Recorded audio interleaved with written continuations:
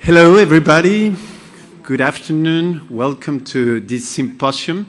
We're very happy to be with you during this conference. You will see we'll have an extremely passionate and interesting panel during these round tables this evening.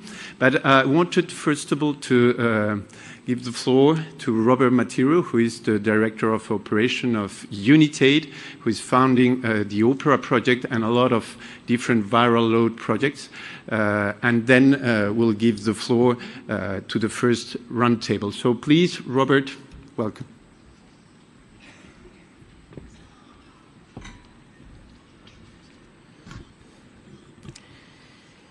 Merci, Louis. Thank you very much, Louis, for that introduction. And thank you very much to everybody who's joining us for this late satellite at the end of the day today. There are a lot of other competing sessions, and we're very glad that you've joined this one.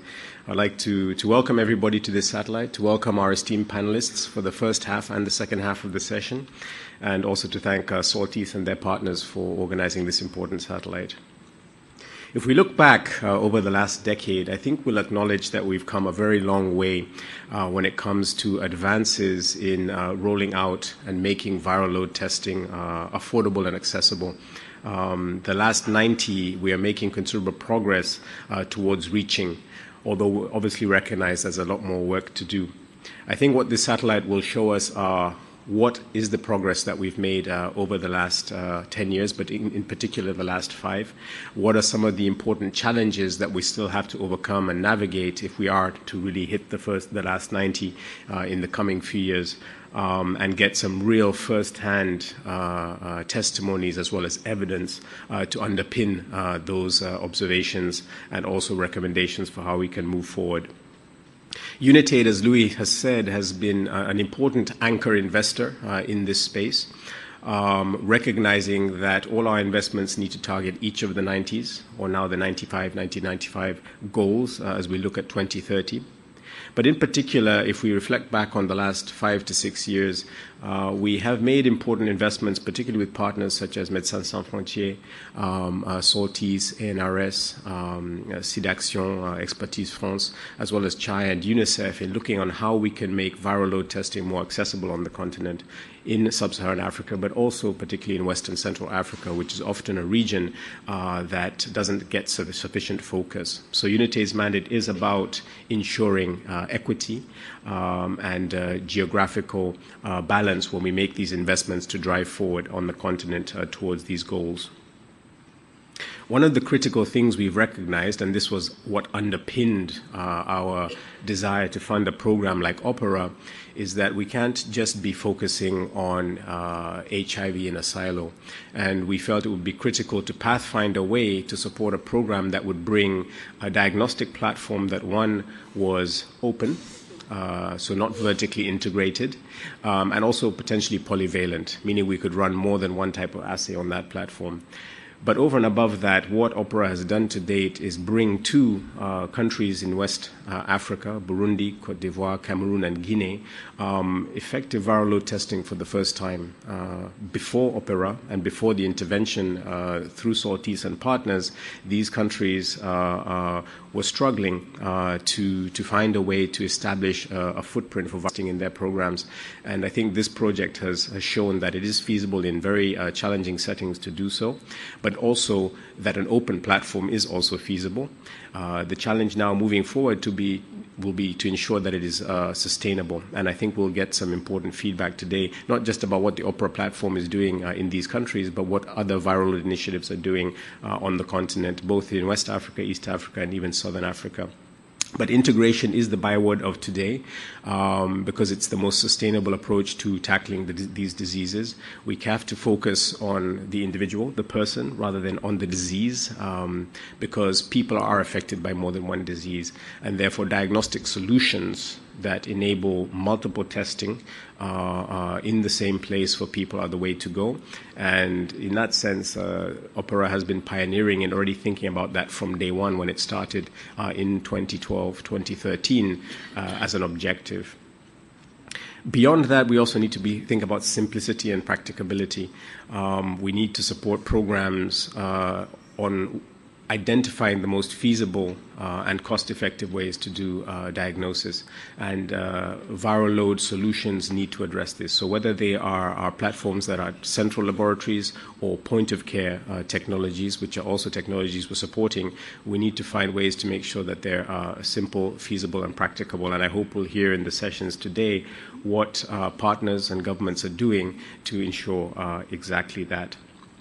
Lastly, the third message I want to make is that none of this can be done in a way that's not coordinated. Now, those that will lead the response are governments, but they need to obviously and are working with funders such as UNITAID, catalytic investors, but also major multilaterals like the Global Fund and bilaterals like PEPFAR to ensure that any innovations that UNITAID's investment bring can be positioned for scale so that we can have maximum impact. But that coordination between governments, donors, procurers, and then in-country implementers that are working with and supporting governments to introduce and roll out new diagnostic technologies is absolutely key. And therefore coordination mechanisms such as the Integrated Diagnostics Consortium that UNITAID established 2 years ago are going to be absolutely key, because we can't assume people aren't going to work in silos. You need to drive and facilitate ways that they can share knowledge, be complementary, avoid duplication in countries, and make it easier for governments to have one coherent approach. And it doesn't happen automatically. A lot of effort and time and energy needs to be put into ensuring that type of coordination. So in summary, we've come a long way in the last 10 years. We'll see that in also these two panels. We will also see where we still need to go. Secondly, integration is not just a byword or a cliche. It's starting to happen, but we need to institutionalize it as an approach that puts people at the center of testing and treatment and not the disease itself. And lastly, coordination and partnership, again, not just as a cliche or a byword, is absolutely critical to this type of success. And I hope these panels also showcase just how important these partnerships are, cooperation, information sharing, and transparency, so that we are coordinating our efforts, being more effective with our investments so that we're not duplicating, and that at the end of the day we're driving towards these targets together. So thank you again, and thank you again to Saltese for providing UNITAID this opportunity to open this session. Thank you.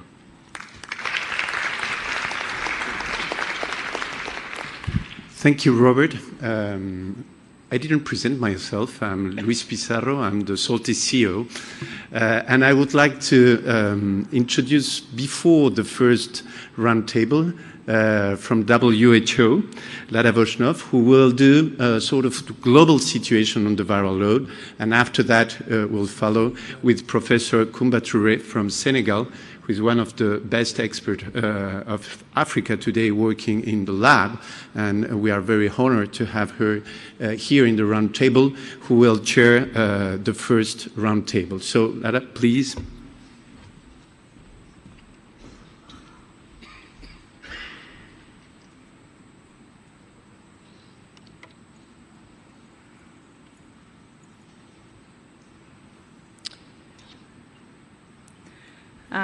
Good evening. Tonight I was asked to just provide a global perspective of the situation currently around viral load testing for treatment monitoring. Just as a disclaimer, I have no conflicts of interest. So when you start taking a look at the 90-90-90 targets, and I think you're all well familiar of these are the data that have come out recently last week from UNAIDS that looks at the progress that we've made over the last couple of years in trying to reach our 90-90-90 targets. And I think one thing in particular that stands out here is when you look at the last 90, and that's what we're all here for, we're actually doing fairly well in currently reaching about 81% of patients who are on treatment being virally suppressed.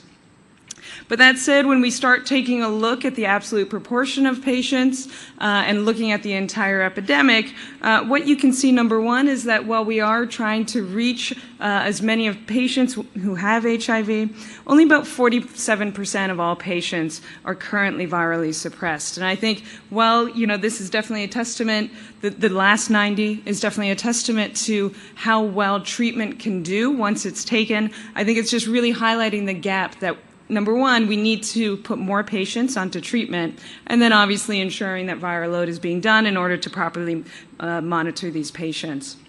Now, when we focus a little bit more specifically, and I know this session is a little bit more directed towards West and Central Africa, what you see is that these numbers decline quite a bit in this region. And it's across the board, so not just looking at viral suppression, but also on our HIV testing, as well as putting patients onto treatment. So when we look at the entire epidemic in West and Central Africa, only about not quite a third of patients who have HIV are virally suppressed. And you can imagine then some of the implications of that in the terms of increased transmission rates. If a patient is unfortunately not undetectable, there are increased rates of transmission to their partners.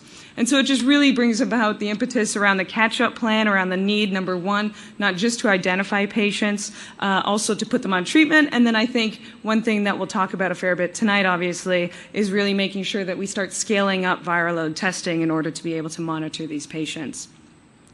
Now, when we look at the momentum, the 2013 guidelines came out from the WHO with a strong recommendation to using viral load as the preferred monitoring approach. And since then, and this is updated now up until just a couple of weeks, it's relatively new, what we're seeing is essentially we want countries to move into the darker green shades.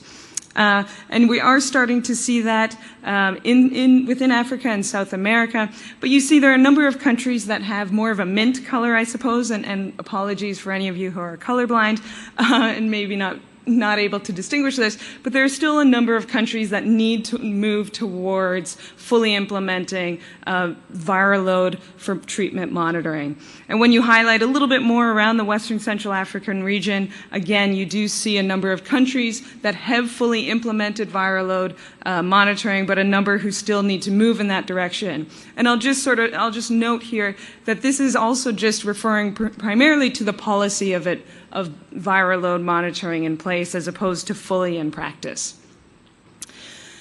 Now, we have seen over the last few years, as investment has been considerable into treatment monitoring and scaling up viral load testing, we have seen quite a significant scale up of the total numbers of viral load testing. That said, and you can see these in the white bars, that there is a considerable gap that remains. So currently in 2017, 2018, we're still not expecting 50% of patients to have access and receive viral load test result. And I will just note that a lot of these volumes right now are coming from a small subset of countries. So South Africa, Kenya, Uganda, for example, are making up a considerable amount of this volume. And while other countries are starting to scale up their viral load testing strategies and starting to move towards implementation, there's still a long way to go. And I think we really need to start pushing forward with this implementing into practice. Now, this said, I've maybe painted a little bit of a bleak picture. I will just highlight from some of the FIA results, as well as from country dashboards, that even though we don't have significant access to viral load, that not all patients are receiving a viral load test, we do know that treatment right now is actually working fairly well, and our treatment programs are in a fairly good place, with the majority of countries having viral suppression rates, at least in this slide, of between 85 and 92%. So now we just need to keep moving forward, not just in putting patients onto treatment, but providing them specific patient monitoring. Now, while suppression rates are quite high across a number of countries, one thing I do want to note is that while we have done a really good job at starting to scale up viral load testing, I think we really need to start thinking about how to make sure we really work with the clinical interface as well. Just running viral load tests in the lab, getting patient samples is not quite enough. We need to make sure that clinicians are using these test results and that clinical decisions are being made based on this. And what this data shows from a few countries is essentially that, like I said, as viral load is being scaled up, what you actually can't see in the orange bars because they're so small is that less than 10% of patients who have an elevated first viral load are moving through the viral load treatment monitoring cascade and getting a second viral load, which then means that for those patients who are potentially failing treatment, they're not moving through that cascade and are unlikely to be moving and switch to second-line treatment, which is obviously critical for those who are failing with drug resistance on their current regimen. So we really, again, while we need to keep scaling up, I want to just make sure we keep thinking about clinical utility of these viral loads and ensuring that they actually get used when we run millions of them every year. Now, unfortunately, we do have an increasing menu of options that are now available. There are a number of technologies that are on the pre-qualification list, a number of technologies that have CE mark. I also want to note that there are a number of different sample types that can be used with some of these viral load technologies. It's not just restricted to plasma. You can use dried blood spots, plasma preparation tubes, et cetera. And so being able to find the right fit for your context should hopefully now be available with a lot more options than we had a number of years ago. So just to conclude, while viral load scale-up is necessary and it's in progress, we still have a number of gaps that we need to address. Elevated viral loads, as I touched on, do not seem to be used consistently to support treatment failure, and I think we really need to start tackling that question and really understanding what the gaps in use of those viral load test results and switching patients to second line as they need. And there are a number of reasons that this could be happening. It could be on the laboratory side, it could be on the clinical side, it could be around drug supply, and of course it could be around the health systems. And we really just need to make sure as we continue to think about this, that this is an entire health system approach that we're trying to improve. And so with that, I just want to close and pass it back to our chair.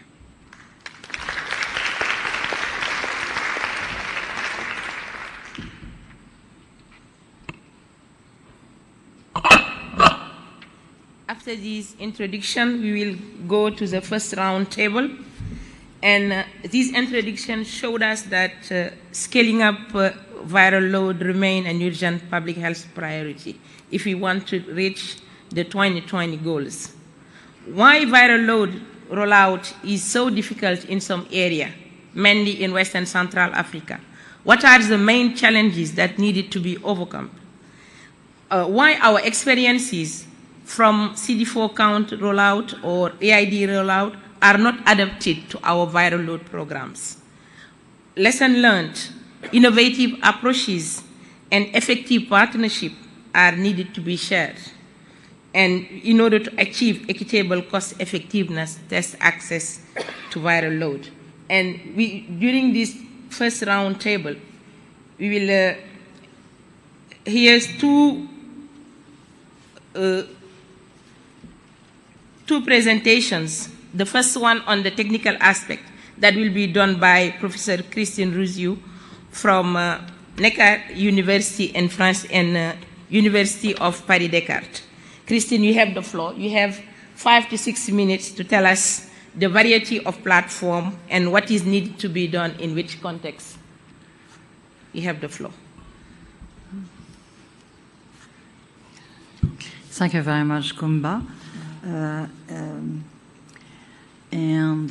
Good evening to everyone.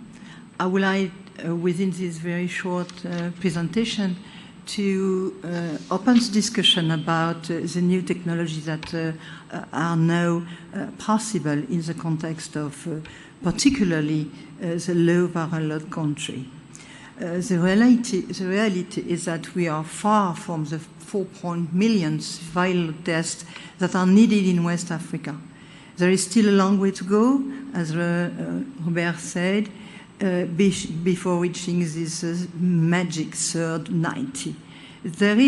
We are convinced that there is no one solution, and also we are convinced that experiences in high prevalence countries such as South Africa can be the only model to follow.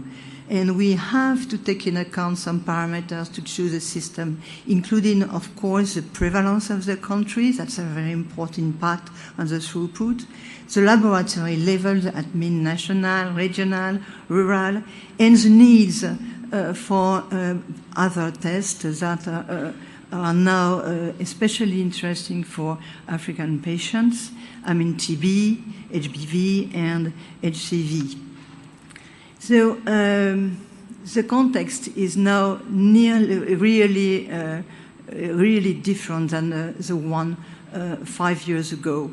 I think that we are facing to a lot of technological advances. We have innovations within the three systems. I mean, the first system, integrity closed system, and I choose the example of Hologic with the TMA technique, And with such technologies, it's again big machine, but the sample RODOM access is very interesting, and also the possibility to use primary samples. And for examples, also we have the VERIS, which permit to perform HIV, HBV, and HCV viral load tests on the same day. For OPP, for Open Polyvalent Platform, I remember you, it's an association of 3 elements, I mean an extractor, the reagents, and the PCR machine. We have now new PCR machine very well adapted to medical laboratories with intuitive software. We have the possibility to have automated interpretation of the results. That's particularly interesting for the resistance, for the mutation resistance for TB. We have the possibility of barcode for samples. It's important to avoid mistakes of transcription. For point of care, I take the example of GenExpert from CIFID with a number of multiple channels now, possibly with 4, even 16. And we have also the polyvalence with reagents not only for HIV-1 and TB, but also, interestingly, for EID, which the number of samples for EID is clearly different than the one for TB and for viral load, HIV-1 viral load. We have also facing to a lot of innovation with the chemistry of the PCR. We can have new efficient enzymes, new mix, and we need also research and development on lyophilized reagents, so there is no need for cold chain. We have also development about efficient nucleic acid extraction. That's very important because that's, we can increase the sensitivity of the technology. So I would say the concept of open systems is progressing. It's progressing not only for OPP, but also for some integrated automated system. Some of them are now open. The example is the BDMAX.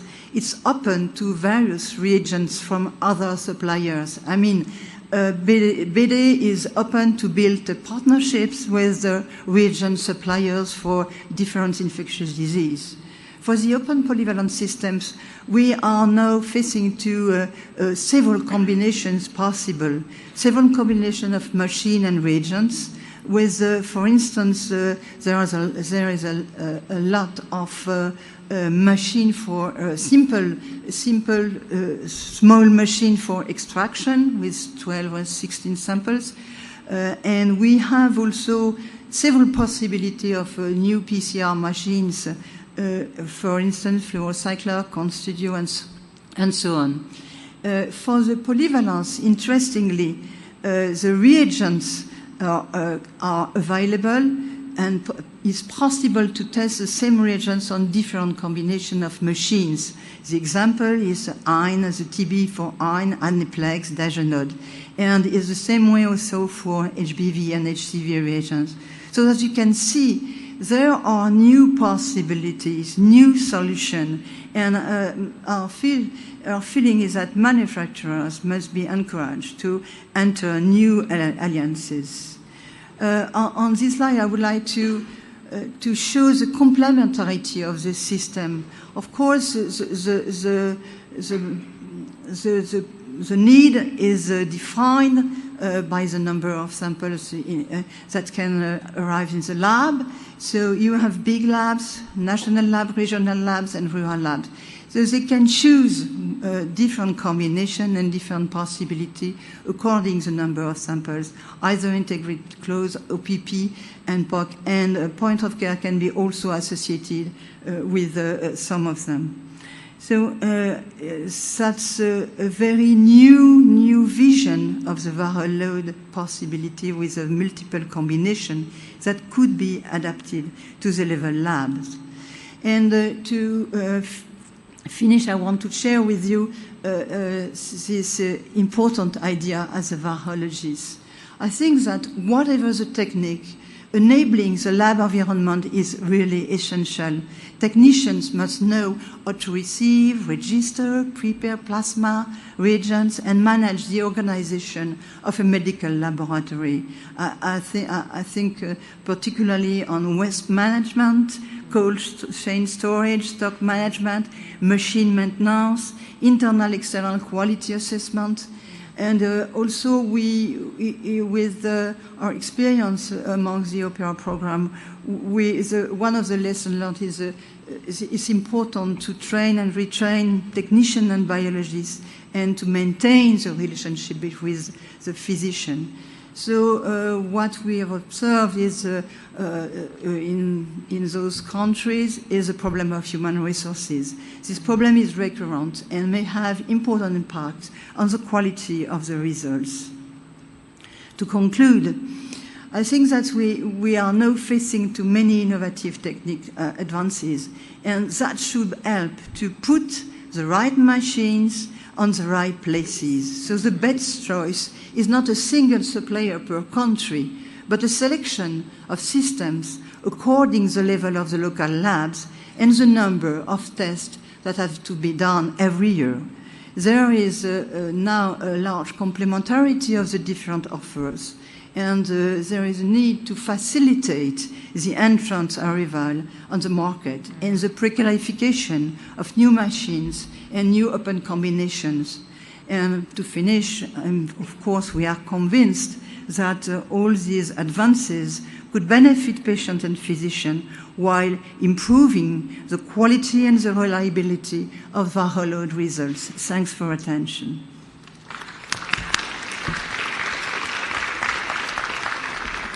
Thank you so much, Christine, for this presentation on technical aspect, showing that integration and open system and POC are complementary, and this is needed according to the health system tie in the country.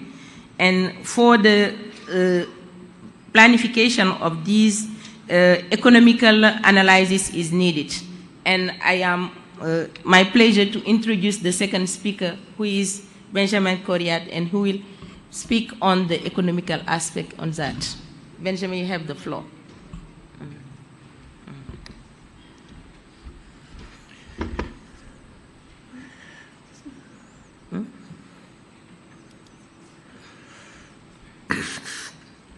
Okay, first of all, good evening, and thanks to be here and share ideas and results for action. I have to confess that I am not a virologist. I'm just an economist. Nobody is perfect. But anyway, I try to share with you some, I hope, useful elements. The menu of my presentation is the following. The previous presentation has shown that what is happening in terms of platform is that they are experiencing very important changes. We now have a series of new opportunities to meet the different needs in the countries related to the patients or to the public systems. My presentation is to illustrate on the economic side. In this sense, the presentation is complementary to the previous one, to illustrate the complementarities between the system and the fact that we have to find the right situation and condition to take the benefits of the novelties. And I'll focus on low prevalence countries because there is a risk for these countries not to be treated as they should be. First trend of the market, flexibility and polyvalence. Whatever the considered system, that is today to say integrated platform, the ones we had in the beginning, open polyvalent platform, or now point of care, the evolution is towards more flexibility and polyvalence. When we launched our program on OPP, the situation was quite different.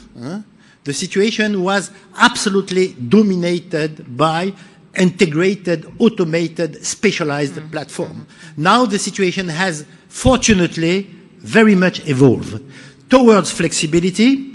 The same reagent is accepted by different systems. A same machine integrates reagent of different origins, and we have a numerical flexibility. That is the case of Hologic. That means that you can launch your machine without having completely filled the total of capacity of the machine. And then we have polyvalence, that is to say the same platform can perform different tests of infectious disease. So we have now, in economic terms, a competition through differentiation between offers, between platforms, between machines. The competition on prices, which is, of course, still very important, is no more the only element of competition, because in different circumstances you may choose the platform that offers the greater flexibility or polyvalence, because at the end this is the most efficient economic solution. Second trend, this slide is very concentrated and technical, but let me comment it. We have a tremendous series of mergers and acquisition in the sector, which means that the sector is very dynamic, that the position acquired by the different companies are not stabilized, and the competition and the mergers and acquisition, sometimes for very high prices. See the case of Danaher and Cepheid, $4 billion, okay? That is an enormous amount of money, as you can imagine. Why so? For two reasons. Either to consolidate a position on the market by organizing a merger between two companies, but most of the time, what is behind is to buy knowledge. That is to say, to establish new complementarities between the knowledges of the two former companies, and in this way enlarge the offer towards more possibilities, more polyvalence, more flexibility. Now, third element of the composition of the market, the demand side, because it is very important, of course, to look to the supply side, because here are the solutions, so to speak, but we have to look also very carefully to the demand side, because the supply side has to meet the demand side. And regarding the demand side, we have very different situation. This is maybe the key message of my presentation. Depending on the character of the epidemic, high versus low prevalence, depending on the lab's location, urban, semi-rural, rural, depending on the active files, people that are doing field inquiries and so on, understand that, okay, most of the time, especially in countries in the south, you have a very stochastic active file, a very random active file. That is to say, the theoretical number of tubes that should arrive never arrive. And you have to deal with this situation. This is why numerical flexibility, polyvalence is so important, because this is the only way to guarantee the efficacy of your system. And then it depends also if you need to diagnose or not and treat different diseases, HIV, TB, HBV, and so on. So the need to comply with these very differentiated demands remain the key factor driving the changes. And to a certain extent, the previous slide indicating this merger and acquisition is a run towards these specificities, how to fill and to be able to enter into the different elements of the map.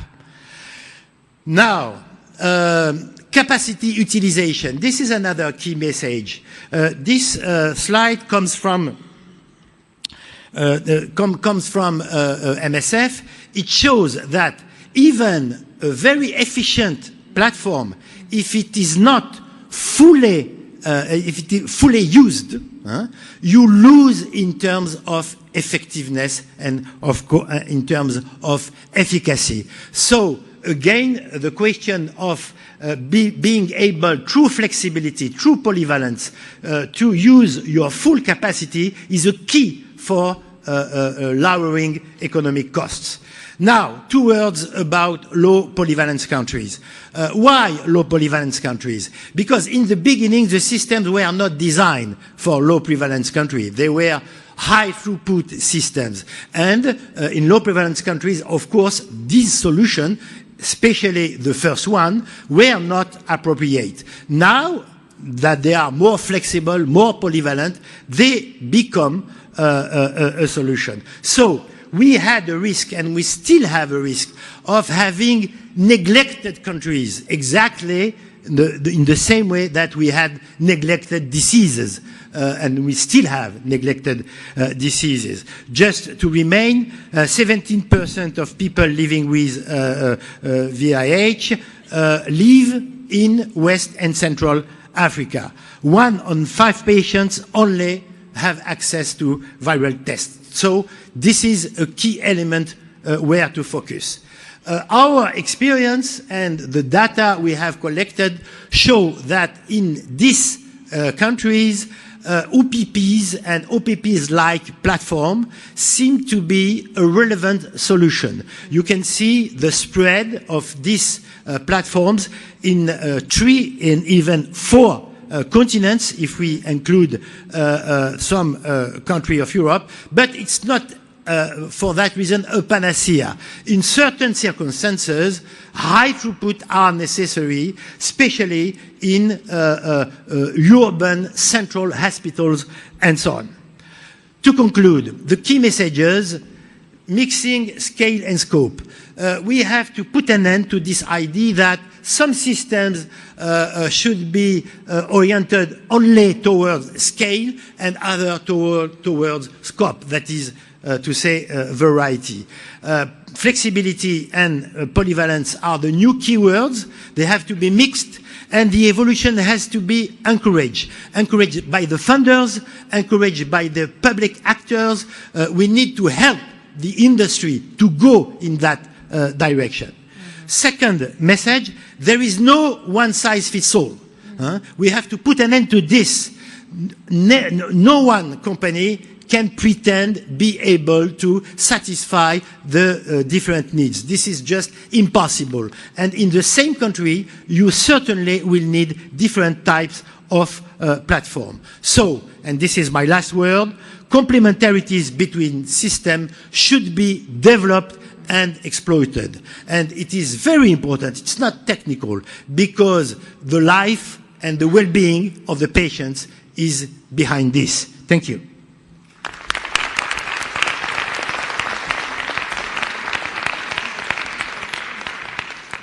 Thank you very much, Professor Corriat. You are not a virologist, but your conclusion is the same as Christine Rougiu's conclusion. And you give us the keyword that needed to be taken into account in the selection of viral load testing. After these 2 presentations from Christine and Benjamin, we'll have now a panel discussion. We have 3 panelists, and they will give us their point of view according to this diversity we heard around viral load testing in our setting. The first panelist is Dr. Arnett from Global Fund. She will answer to 1 question, how this diversity is accurately displayed in national strategic plan in the different Global Fund supported countries. Arnett, you have 3 minutes to give us your point of view on this question. You have the floor. First need to find out how this turns on. Hello. Can you hear me? Oh, yes. Yes. Yes. I wasn't told it's 3 minutes, so anyway, I'll try my best. First, allow me to tell you a bit more about the Global Fund frames and principles that guide how we work. So to put my answer into the concept, our strategy for 2017 to 22 calls for investing to end epidemics. This entails maximizing impact against HIV, TB, and malaria. Investing to end epidemics also means to support sustainable responses for epidemic control, which also requires building strong health and community systems. And investing to end epidemics means to support countries to use existing resources more efficiently and to increase domestic resource mobilization. And when we say that I'm working for the Global Fund refers to a partnership at the service of countries.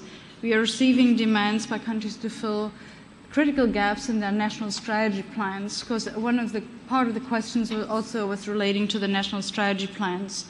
And this partnership continues to be operating and being very critical during the implementation of the programs. And I would like to elaborate a bit more on the key points under our strategy. As Robert in his introductory notes mentioned, we are committed to the UNAIDS global targets, the 390s, which implies scale-up of viral load. And as we heard this just before, there are considerable gaps in scaling up viral load. And also the WHO report on the Global Action Plan on Drug Resistance, which was also presented here at the IAS, mentioned that only over half of people on ART do not receive viral load. And as we have just seen now is that in Western Central Africa, it's actually worse, the situation. On the other hand, our Global Fund investments in viral load have almost doubled from the previous funding period, which was 2014 to 16, to the current funding period, to approximately $200 million. So what does that show us is actually that the increase of funding alone will not necessarily get us the results we will all need to achieve impact. So therefore, we need to do things differently if we want to achieve this impact and the targets. And this brings us to another objective of our strategy, which I just mentioned to you, using resources more effectively. We are supporting countries to develop and implement differentiated service delivery models with the aim to increase program quality and efficiently under the umbrella of national strategy plans and the targets. So what does that mean concretely? Programmatic improvements require good data for the programs to become more efficient and also to allow allocating resources strategically to optimal interventions and also to inform how the services should be delivered. In the case of the viral load scale-up, this would imply analyzing the data to define which platforms are most suitable in the current setting, and we have just seen which is all available, and the spectrum becomes even larger. The use of the platforms that serve multiple purposes, and the development of operational plans and investments in systems that enable the rollout of these plans. And I would like to give you a few concrete examples how we support program quality and efficiency vis-à-vis viral load scale-up. We do facilitate situational analysis to understand the current and specific situations in a country context and the exact needs to ensure the quality scale-up of viral load. We have been participating in the development of a matrix assessing country capacity for that purpose. And that was in collaboration with partners like PEPFAR, ECPAF, UNITAID. We are funding technical systems to develop plans for the scale-up of viral load. And there's actually still a long list, which I could mention what we are all supporting. But I would like to instead, because I only have the 3 minutes, like to highlight a few good examples of how our partnership supports viral load scale-up. In Guinea, for example, which also is a recipient of the project of the OPP-ERA project, we have supported lab assessments in collaboration with the Initiative 5% in January 2017. We have supported the assessment and the development of a strategic plan for supply chain strengthening for health products. In February 2018, there was a joint UNITAID Global Fund mission, which had, among other objectives, to strengthen labs and develop synergies and effective cross-sectoral work, particularly between TB and HIV. And last but not least, our current grants and investments are at this time being reassessed on the basis of a revised national strategy plan, on the basis of detailed analysis of data, in particular the specific situations by geography and population. So as you can see, there's a lot of focus on looking into the data that are available at the country, and since there are a lot of data gaps, we are also investing in these data systems and to use all this information on the basis of which we can then make decisions in terms of viral platforms as well. Thank you. Just to very quickly mention at the end, our systems investments, so the strengthening of health systems that include laboratory systems and data systems, approximately 30% of our overall investments. And to conclude, if you asked me to conclude with 3 messages how the Global Fund responds to these diverse situations, so it's the support of viral load testing scale up in the context of comprehensive national strategies, in particular lab strategies, and with a methodology one size does not fit all, as we just heard. And we should optimize the use of testing platforms that can be deployed for multiple diseases and programs such as the HIV viral load, EID, and tuberculosis.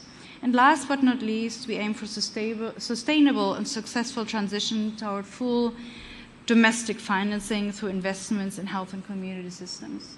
Thank you. Thank you so much.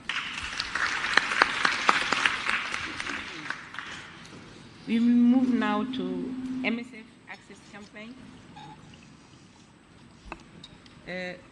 Mr. Emmanuel Fajardo will give us their experience about using multi-disease platform to decentralize HIV viral load testing, how it echoes at the present discussion. Mr. Fajardo, you have the floor. Yeah, thank you very much. Can you hear me well? Yeah? Looking at these presentations today, and I remember when we started the implementation of viral load 6 years ago, it's such a different overview, When we started, we didn't have all these technologies that they are now showing. The prices were much higher. So there's been progress, It's amazing what is happening so far. So there is good signs of improvement. But also, when we started implementing the viral load, because there was a lack of access to the technology, so we focused very much on the technology, on the instruments, the platform. But as soon as we started deploying these systems in our projects, we soon realized that, the test was not enough. It was not enough to have a lab and put the ways to, for example, decentralized testing. We started with the dry blood spots because at that time there was no simplified diagnostics for decentralization. But we soon realized that the technology was not enough to be able to have an effect. So it meant that we have to look at and looking at what she was saying, health system strengthening and collaboration with other departments. The clinical interface is so important that, we realize that the clinicians sitting in their clinics, how do they identify the patients who need viral load, according to the viral load algorithm. So, the viral load, the technology is just not enough. You have to tackle the whole system. You have to train the clinicians to be able to identify those patients, and you have to give them the tools so that they can monitor. And actually, M&E here becomes so important to be able to have an effect on the results. So at the time we started, as I said, we started with the droplet spots, lab-based, which gave us an opportunity to do a little bit of health strengthening, supporting the transport system.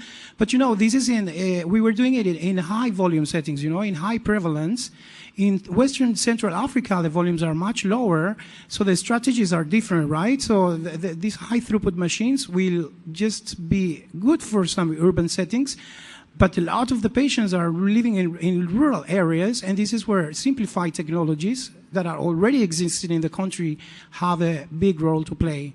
And we know there are, some systems that already can do TB, HIV, viral load, EID. They are already existing there, but the machines are not being working properly. I mean, in terms of the efficiency, they don't reach the 100 capacity.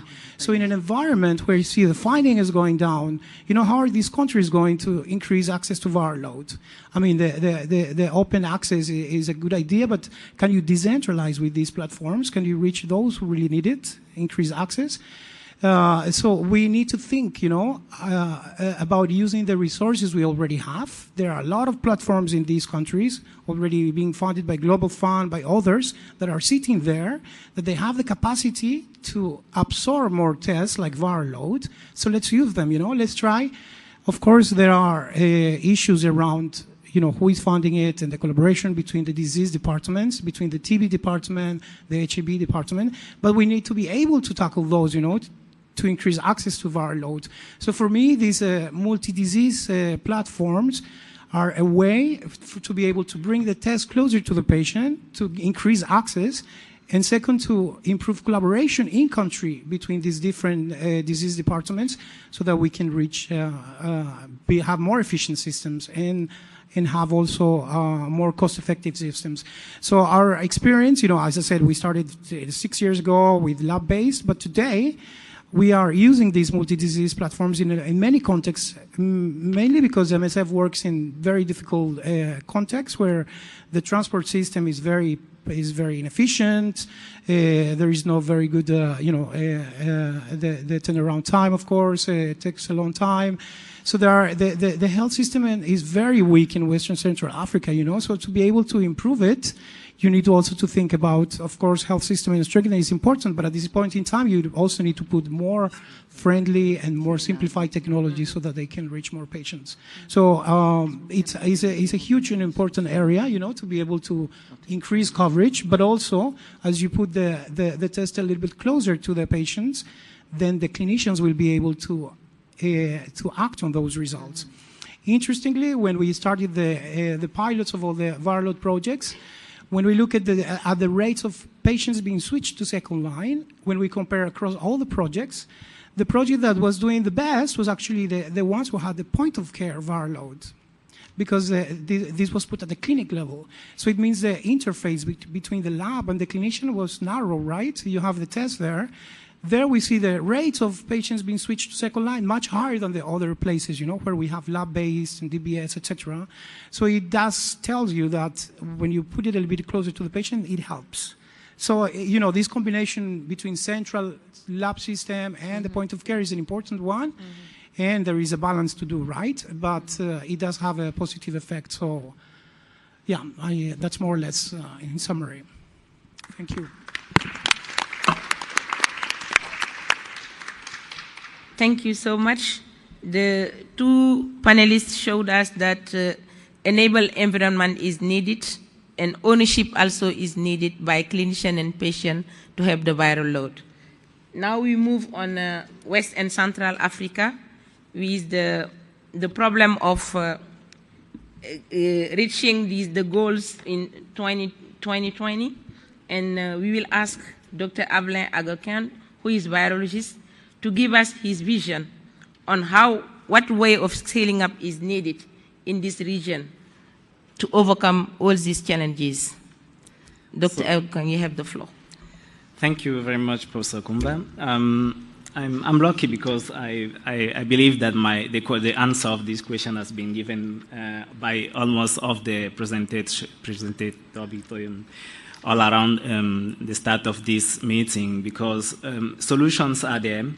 What is really lacking most of the time is that many of these solutions sometimes just answer one component of the big situation. And I'm just going to give few situations that we face in the field. We had a meeting about 2.5 years ago, and at Saly, Senegal, discussing this issue of viral load with many countries from West and Central Africa. And at the end of this meeting, one of the key findings was that in all these countries, capacities that, in terms of equipment, capacities in countries represented about what was necessary to run about 1 million viral load per year and at least 100,000 every month. But among these equipment available, less than 10% were really working, generally in reference and super level national laboratory.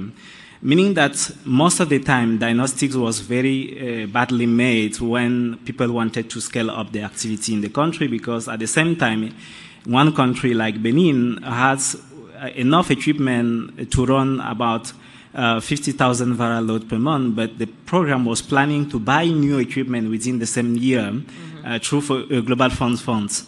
Then I think from our position of technical people, we believe that what is really lacking in the current strategy is a global vision within the country with a key leadership of national authorities trying to coordinate what was said by my colleagues here, that, you know, you have a lot of machine coming from different partners. Sometimes people just believe that having the machine will, when you have a viral load machine, you have viral load tests. That is completely wrong. It's like everything running in the laboratory and everything concerning services for laboratory. Equipment is just one component. You need to think about the global strategy of the laboratory in the country. You need to think about the global care and management of patient strategy, meaning that if you make a strategic plan for treatment and management, including inside this strategy the laboratory services and how this will be done, your clinicians in the country will know that if they need to take this drug to give to the patient, at this time, after 6 months, they need to test for viral loads, and that time we have the demand, and this demand will also create services for laboratory, and we will need to improve the laboratory service.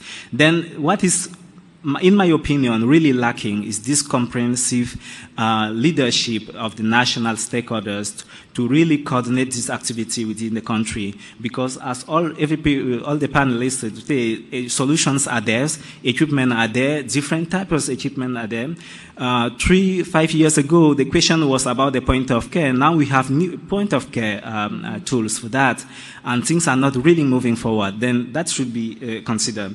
And one last thing that I would like to say is that we also need to, we are not doing something new in terms of public health management. HIV is just part of all the diseases in the country.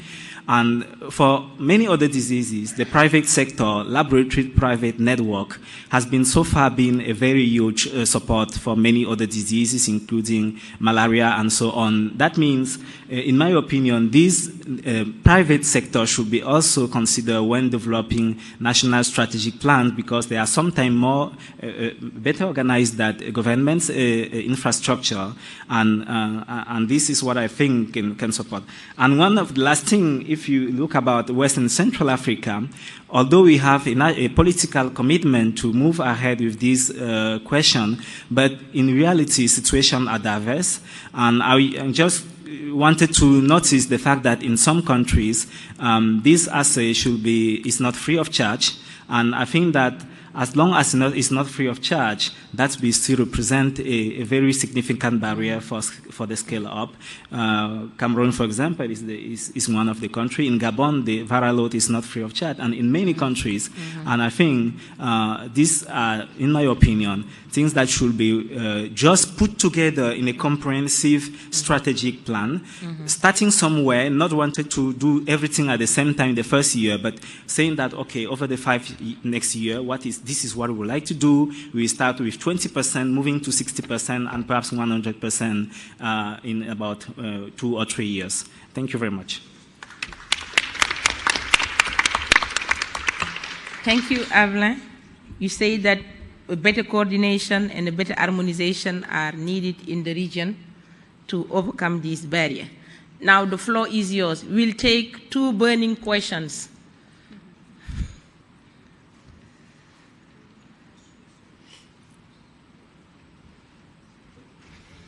Yeah, hello. First, go ahead. I first saw the green map from WHO. It's which for me was very surprise, a good surprise. But I thought that the very partial viral load coverage, the evaluation, so green is too optimistic, I would say, to put in the map. Like in my country in Brazil, we have a viral load network. It works.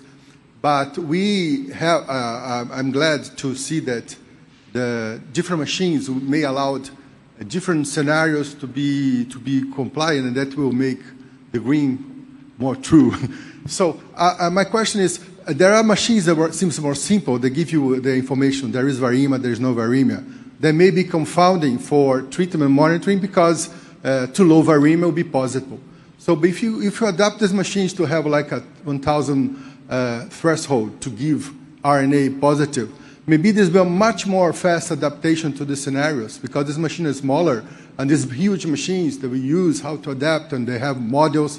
It's an improvement. But maybe the field should look also for this, let's say, adaptation of what already the technology to detect, to technology to provide the threshold that treatment is not working, so you can change fast and get no people failing for too long. So maybe there's something I didn't hear that which is a very excellent table. Mm-hmm. Thank you. The second question. Great. Okay. Yeah. Should I just respond quickly? I mean, I think when we look at the map, when we're thinking about fully versus partially implemented, it's primarily thinking about the algorithm as we currently set out without necessarily being technology specific in any way. But I think your idea of a simpler assay that can be decentralized, that doesn't necessarily need to be fully quantitative, is something that I think a number of people are looking into, and I think we'd especially be interested to understand how those can be used, and especially there are a number of populations, those patients with advanced disease, for example, or patients, like you suggested, who need to be switched quicker, and that can really help support that process. And just the other piece, otherwise, I think over the next sort of year and a half or so, we're looking into understanding whether our algorithm needs to change, and if there are certain populations or certain drug regimens that warrant either faster or a longer algorithm for those patients. So I think any evidence and so forth that people have, we're certainly interested in, and we're trying to make sure that essentially we're monitoring patients in the best way possible. Isabelle Andrieux, DNDi. 2 questions. The first one, what do you think, do the panel representatives think about switching the patients without viral load, either to another first line or to a second line? The second question is, what is today the price structure for the viral load according to the OPP-ERA platform, or what Emmanuel can say about the MSF price structures, and what will be in 5 years from now the price structure from the viral load? Mm-hmm. So I guess I'll touch just quickly on the first piece, or at least our interpretation of the first piece. I think switching without a viral load, I think what you're alluding to is that a lot of patients don't have access to viral load, and so whether or not they're being switched. I mean, I think in that situation, still using your clinical acumen and CD4 is the sort of backup plan for those patients who don't have viral load. There is a fair bit of evidence that exists to show that those two, clinical acumen and immunological monitoring, are not ideal at being able to capture patients quickly, and that's why the move to viral load went forward. But I think, for those patients who don't have access yet, we need to make sure that they switch accordingly.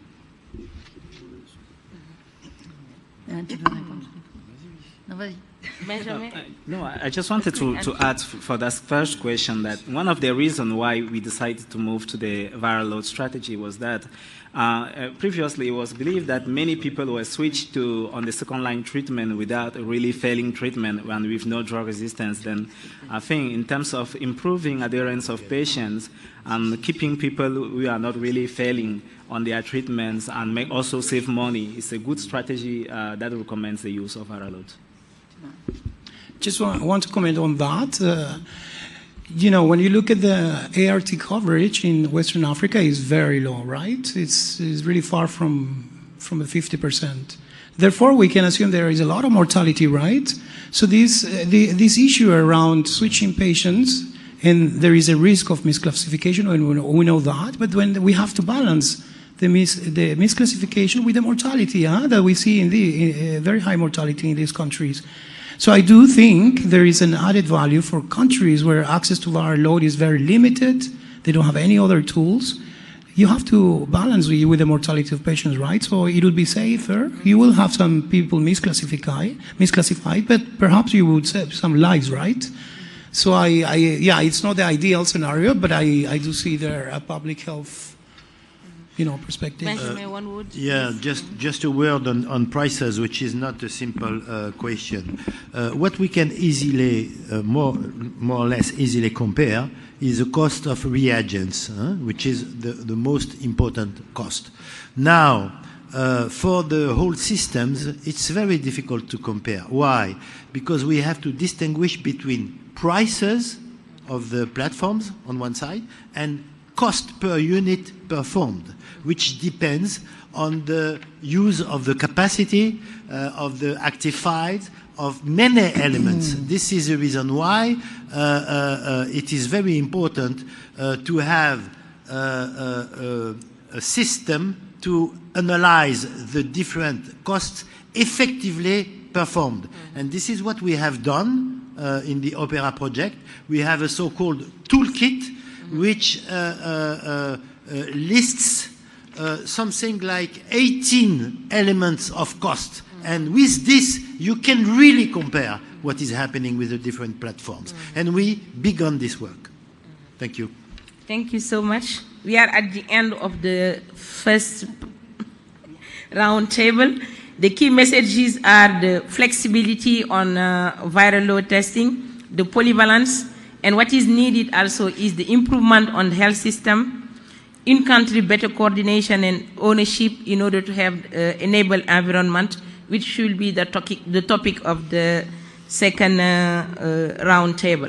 But before leaving, I want to thank all the speakers, the panelists and the audience, and Saltis and United for organizing this wonderful symposium. Thank you. Thank you very much to all of us of the first round table. We're going to move to the second one, and during the time people is coming to the table, we're going to show you a little movie we did with the United about this program in Ivory Coast.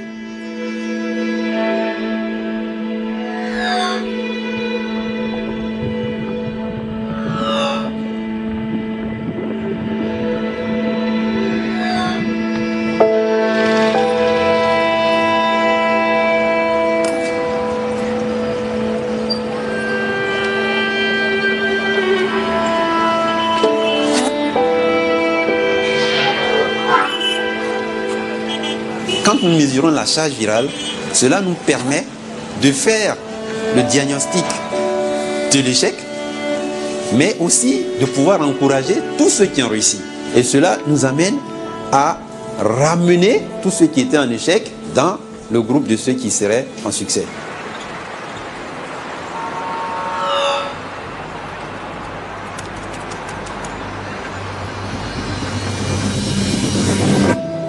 En 2014, avec le projet OPP-ERA, nous avons pu mettre en place une unité de virologie avec un équipement qui nous a permis de réaliser les charges virales sur place ici, écourtant ainsi le temps d'attente des résultats et aussi la disponibilité de ces résultats-là aux patients.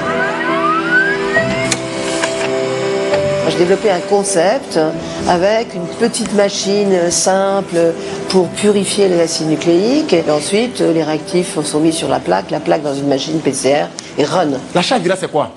C'est pour voir la quantité de virus que tu as dans le sang. La charge virale est comme une boussole qui va guider le médecin et le patient. À qui on a déjà dit que la charge virale est détectable? Parmi vous. Oui, madame. Oui. Qui vous a dit ça? Un patient qui prend correctement son traitement, si ce traitement n'est pas efficace, il y a une forte suspicion qu'il y ait un développement de mutation des résistances. Pour nous, la charge virale en tant que clinicien, c'est de patient à malade l'objet qui va nous permettre de mesurer de manière objective l'efficacité du traitement antirétroviral. Ce qui nous permet d'éviter que des patients prennent pendant longtemps des médicaments qui apparemment ne sont pas efficaces. Au niveau économique, c'est quelque chose de très important. Et demain, les 90, on les atteindra avec des mutations des résistances.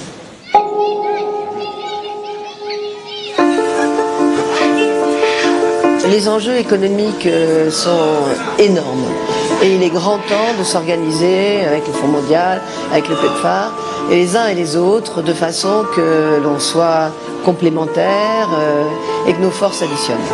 On a un passage à l'échelle à construire, suivant les régions, suivant les capacités des laboratoires.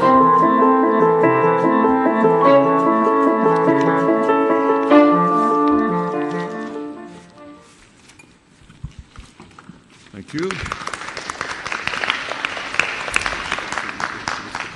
No problem. Thank you, everybody, and we'll move now to the second part of this session. We're a bit late, but I promise we will finish on time. So let me introduce myself. I'm François Dabis. I'm the director of ANRS, the French National AIDS Research Agency, which is one of the partners of this very important project. And I'm very proud that research agency is really part of this. Because as you understood from the first panel, there are still a lot of unresolved issues, and also we need to have a high level of evidence to move toward the scale up in the context where we operate. So without any further ado, we'll start this second roundtable, because basically in the first roundtable what we addressed has been, first of all, the issue of technology, and second, the issue of the economic model and the costing issues around viral load. Now we need to discuss the third pillar, which is the environment. Enabling the environment is a jargon that is now more and more commonly used by many agencies, including UNITAID. But perhaps we need to first define this concept of enabling the environment. And I'll ask Louis to address this as introductory remarks. So Louis, don't need to introduce you, of course.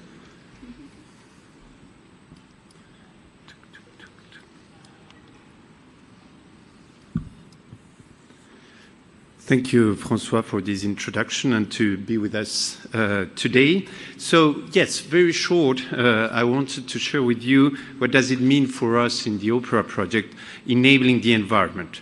First of all, I would like to declare no conflict of interest and just show you in this map this program that is implemented by those four organizations. Soltis is the leader of the OPERA project, the ANRS, Expertise France, and SIDAction. You see there are 4 countries in this project: Burundi, Cameroon, Ivory Coast, and Guinea. Now we are currently going in the second phase of this project, and as François said, this project has 3 arms, 3 aims. One is about technology, another one it's about economic impact, and the third one it's about enabling the environment, and it's what I'm going to tell you now. So you see here for us, first of all, the most important thing is that the patient is in the middle. It has to be in the center of our interest. First of all, as said, you have the lab now with the, what we call the human resources around the lab. We have today a team with 2 international lab experts and 4 lab experts in each country that are doing, as you see here, trainings, supervision, doing workshops sometimes, defining with the Ministry of Health some SOPs, and doing technical assistance also for the rehabilitation of those labs. So we have discussed a little bit about the lab. I will move to the second point of the human resources, that are the clinicians, that are all the health workers in contact with the patients. And you see here that we have trained more than 200 clinicians during this second phase, and we have worked with them about, as you see, not only the trainings, but also how we can improve the sample transportation and how we can make all this stuff together to increase prescription around workshops and around, well, brainstormings and different meetings we do with them. The third important point, if we think in a health system perspective, it's about data management. We didn't have database in those countries working specifically on viral load, so we have really spent a lot of time and a lot of energy to train lab technicians, but also to work with the Ministry of Health, putting in place this database. Another very important point for the health system, it's obviously all the procurement and supply chain. Once again, we have 5 PSM experts working in the HQ and in the field, trying to coordinate what is happening in country, but also at a supranational level with different tenders and different corporates and the supply actors of this chain. This is for the procurement and supply chain. And the last one, and this one is really, really very important for us, because it's not only about how to improve access, how to improve innovation, but it's also how to improve the scaling up of this strategy. And we need to adapt and to introduce this policy into the national policy.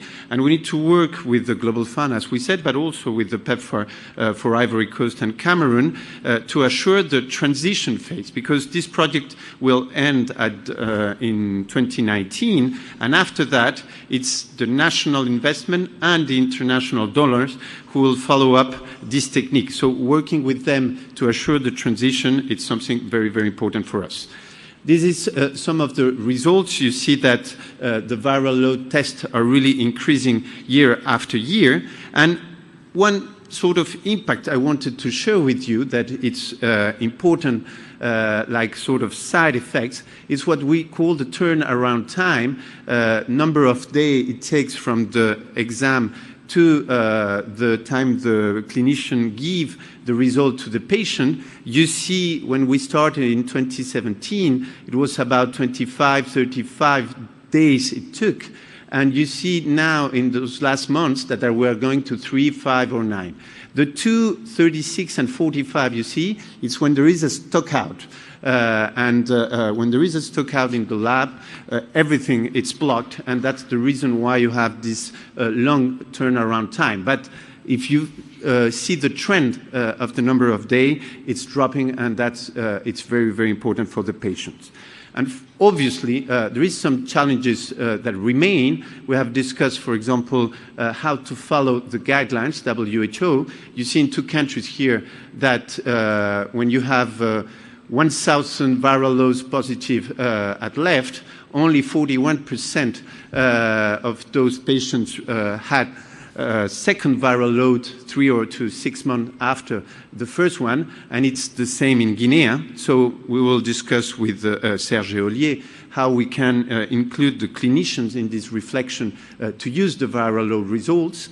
You see also, and this is extremely important, Benjamin said that we're talking about low prevalence countries, but we're also talking about cohorts that are very irregular. And you see here that the activity for the lab will be also very, very irregular too. And those challenges like the stock out, like keeping skilled personnel in staff, it's something we still are struggling in this program, and we hope in the next year and a half we'll find some solutions on that.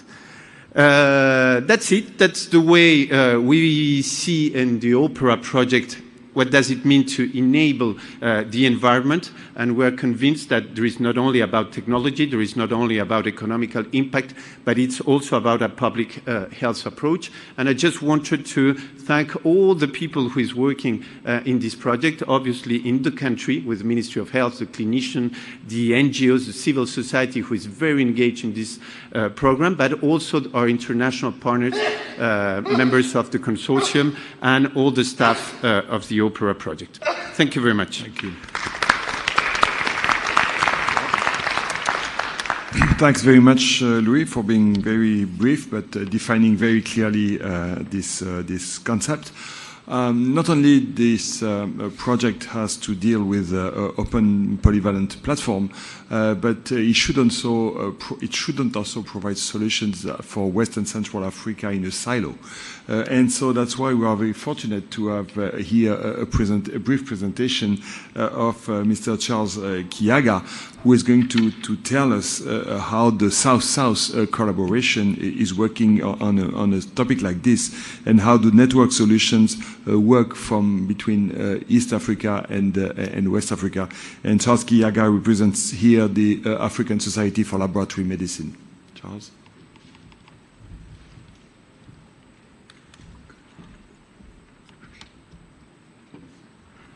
Okay. Good evening. It's relatively a late evening, but thank you for keeping around, and that shows the keen interest in the subject under discussion. So I'm bringing along some implementation experience and some collaborative efforts that are being undertaken to improve, especially amongst countries that are not doing very well. Of course, that is a requirement. I have no conflict of interest. I bring some implementation experience from Uganda, where, like during the first panel, it is not about technology. There is a lot that goes into getting a service. And as we talk about supporting especially regions that are not doing well, we must look at the whole, system altogether. So an experience from Uganda where we started to offer EID services in a decentralized setting, but eventually we realized a number of challenges that included costs, long turnaround time, poor coordination and data management, and then we had to rethink the way to do business. Within these labs, which were 8 labs regionally based, we are facing issues of volume distribution. Some labs getting lower volumes and have to batch. Others getting huge volumes and have to have backlog. And coordinating that was relatively challenging. And these labs were amongst a couple of partners. And in terms of capacity, we had huge capacity, but still we were facing challenges. The capacity was poorly tapped, but it was like we didn't have enough. You always may think you need more machines, you need more labs, but if you don't look at the system issues, even if you get more machines and more labs, still you'll find services are not running. So we had to look at different scenarios and costing them to see the best option in our setting. And the scenario that we had of our own program then, that is the first scenario, where we had 8 labs. In terms of cost, we realized within 4 years it would cost us about 13 million to do the same number of volume that it would cost about 11 million if we dropped from 8 to 4 labs. But then if we consolidated the labs into one, the cost would go down substantially to around 9 million in 4 years. But of course, the costs range amongst all the different cost centers, including overhead, sample transport, sample collection material, consumables, reagents, and so on. In terms of optimal capacity optimization, we still realized that one lab option was better at optimizing capacity in terms of the setting in Uganda. And when a decision was made to consolidate the labs into one, then we found that, ironically, that the numbers started going up. And we started seeing better results in terms of impact, patient impact. That may sound ironical, but in real implementation experience, you may find the practical way to go sometimes may require you to do that. And of course, this was supported by a sample transport system that we developed that would connect the lab to all the sites across the country that needed the service. And this came in handy to actually greatly improve access, even when the testing point was one. And this sample transport system was built around creating hubs that are reaching the lower sites. And then from hubs to the testing lab, then you have a courier getting the samples to the testing labs. Of course, from the spokes to the hubs, we are using the motorbikes to reach the spokes and bring the samples to the hubs. Within just a few years, we are able to see impact in terms of turnaround time, reducing from about 2 months to about 2 weeks. Of course, that's coupling sample transport and lab consolidation, bringing comprehensiveness into the service. The cost of doing the test went down. When we were having 8 labs, we were paying like $22 in overheads to meet the overhead costs of the 8 labs, which went down to $5. And of course, all the systems that were built around this came in handy to support beyond just one service that we had set up. Of course, we had a sample transport system built, the IT infrastructure that was built, and this came in handy to support a couple of other programs. So our viral load program easily loaded on this system. Other programs like sickle cell, hepatitis, and a couple of others have loaded on this same system. The viral load program, just launching on the system that was built around EID, quickly scaled up. Within about 3 years, we've done close to 2.5 million tests. And still the lab is based in one station, the same station where the EID lab was centered. This is where the machines for viral load were put, and they were able to actually help us scale, get the service to scale, and that lab does over close to 100,000 tests per month with a lot of efficiency. Of course, the thinking, like the first panel said, would be you need more labs, you need more machines, you need more of this. But when you don't handle the teething issues of the systems, you still don't get very far. And sometimes we think it's all about POC. POC is a solution, but not in itself alone. We need to build a system around it. And as we think about it, if we only bring machines, we will still fall into the same situation where still the services will not be offered. But they would greatly complement that kind of service. Of course, the limbs that were built around it came in very handy, strengthening all the systems around. And how do we get these lessons being learned by other regions? Of course, that brings in the laboratory community of practice, which is a program that is coming to bring all these kind of lessons from highly supported regions to regions that need more support, like East Africa, then to West Africa. So the community of practice is a project funded by the Bill and Melinda Gates Foundation within SLM, and it brings countries to discuss and bring the South-to-South collaboration that helps to identify best practices and quickly bring them to scale, to get other countries quickly picking on the best practice and running around with them.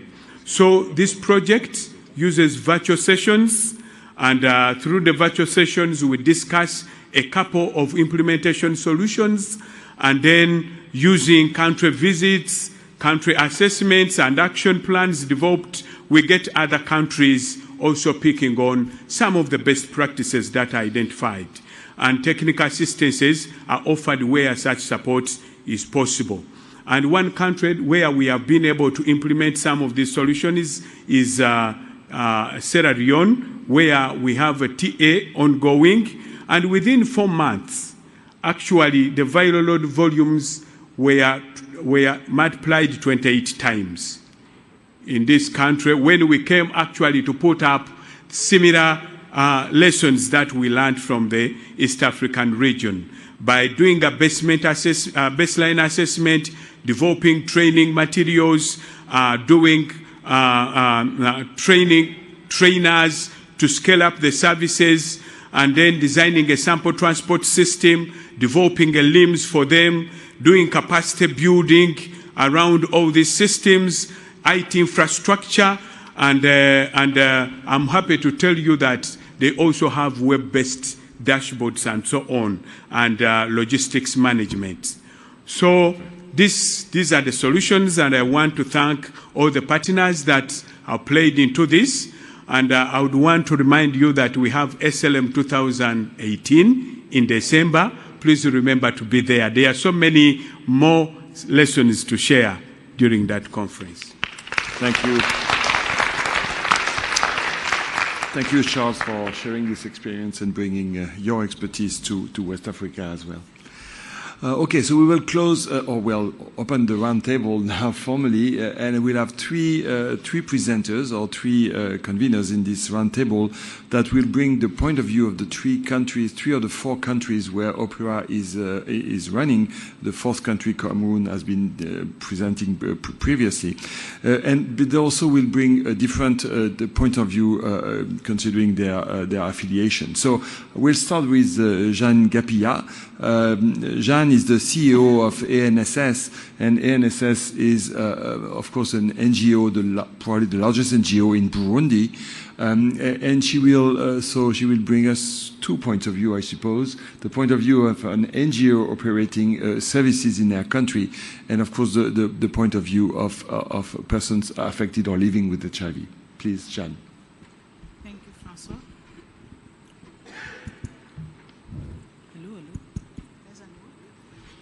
Hello. You have the mic in the middle. Now it's working. I'm very happy to share with you the experience of ANSS. As Louis has told you, ANSS in Burundi is one of the organizations who has this opportunity to have this open, polyvalent platform. It's only the one who is community-based, the other one is in hospitals. We start with SIDAction, and I would like to say thank you to SIDAction to trust on us. It was a challenge because most of the time, people think it's only hospital who can host the platform like this OPP-ERA system. And the challenge was to be sure that we can show that a non-hospital organization can have the good result. And I would like to say in Burundi we have many challenges. The first one, I can say the electricity challenge. most of the time, we don't have electricity. And when SIDAction told us, we want you to prove that we can do it, I was saying it's exactly the same configuration like when we start to put people to RVs before government. I say we have to do this and to prove that we can do it. But it was not easy. Before to have money, the INSS tried to mobilize money to have the generator. Yeah, this is my first time to speak in English, but I will do it.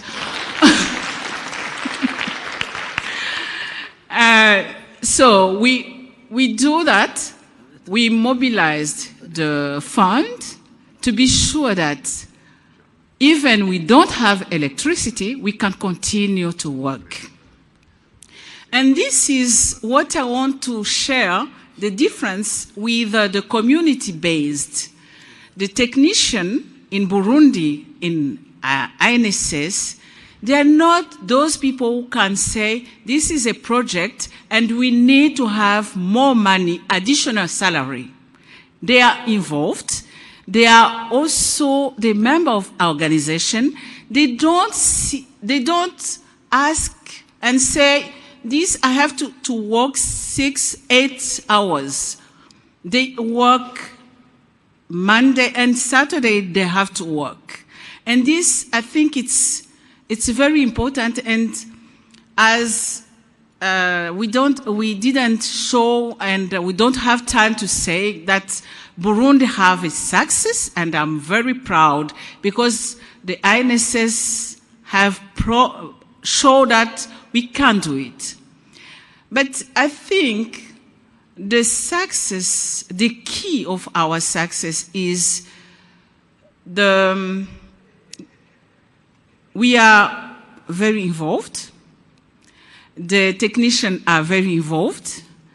And we didn't do it for only the members of our organization.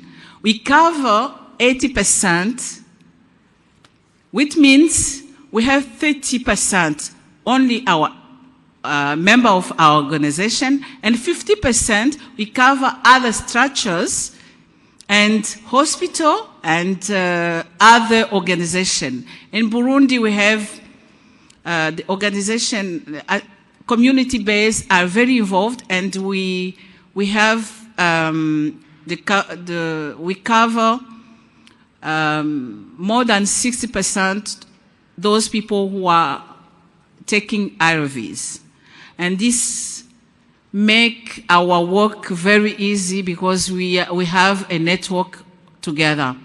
And the last thing I would like ask you to allow me to share my own experience. As a person living with HIV and AIDS, I am one of those privileged people who can come in Europe and get a viral load before the opera came in Burundi. It was very hard to me. I know I know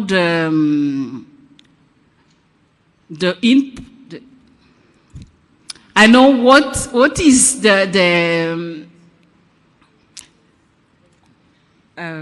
valeur, the value. Yeah, I know what is the value for Valolord as a woman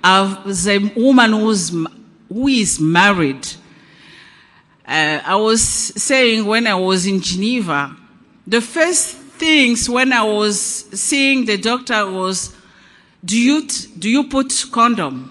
Every time it was the question, the first question, do you use condom? I said yes. Sometimes it was not true. And I would say yes. Every time it was that. But you can't imagine what changed the life of person living with HIV and AIDS and couple. And I was like that I can't share with people in Burundi because they didn't have the viral load. And when we start, and it was amazing, we start of the day of my birthday. It was a good gift for me to start the day of my birthday, and we start that project in Burundi, and it changed completely our lives. It changed completely the life of people living with HIV and AIDS. And I would like to say this is what we need, and we have shown that community-based can do it, and better, sometimes better, because it's the case. We have done better than the hospital. Thank you. Thank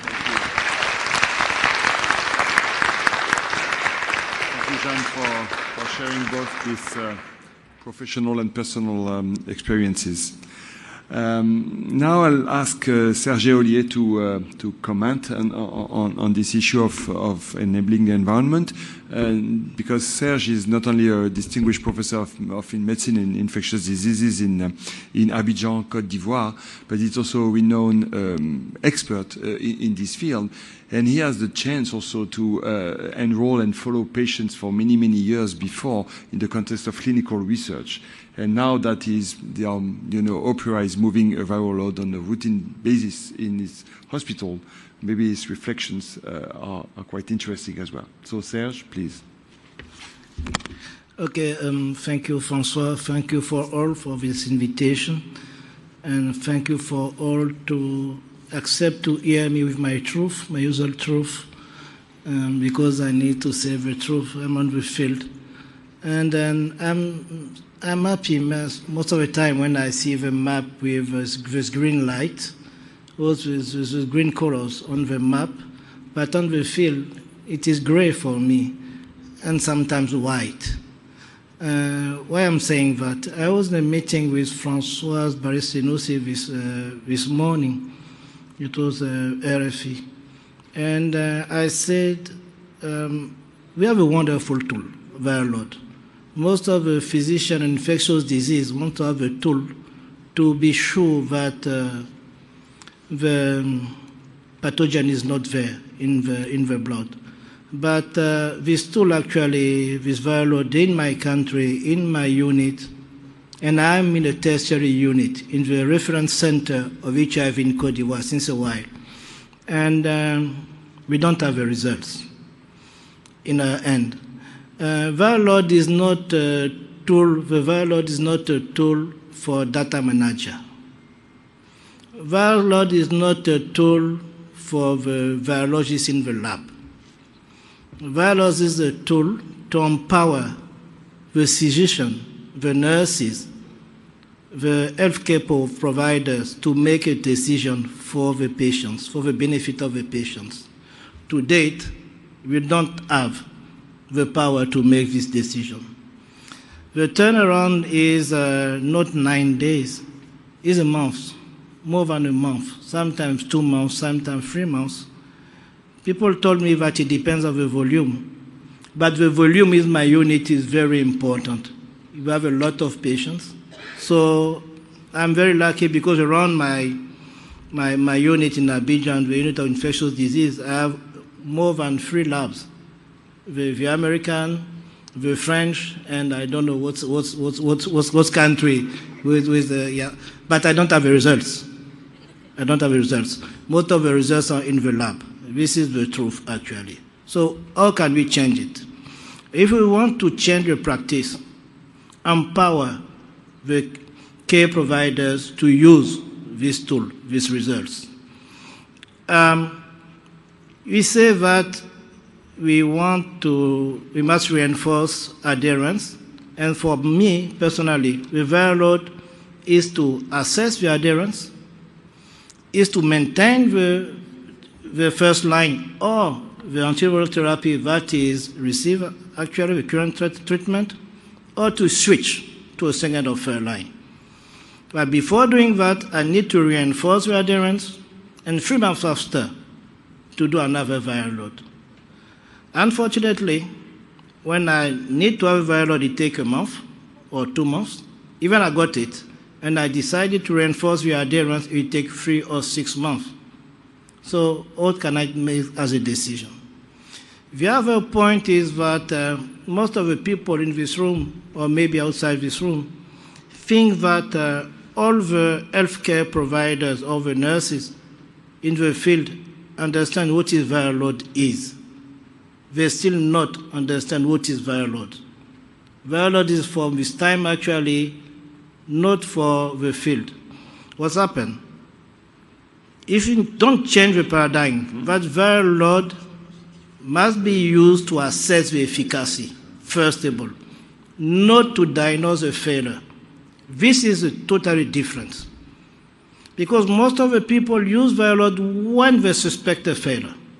You must use the viral load to assess the efficacy, to be sure that the treatment is potent. And after that, we can change. But for the time being, we think that the viral load is a tool to diagnose the failure.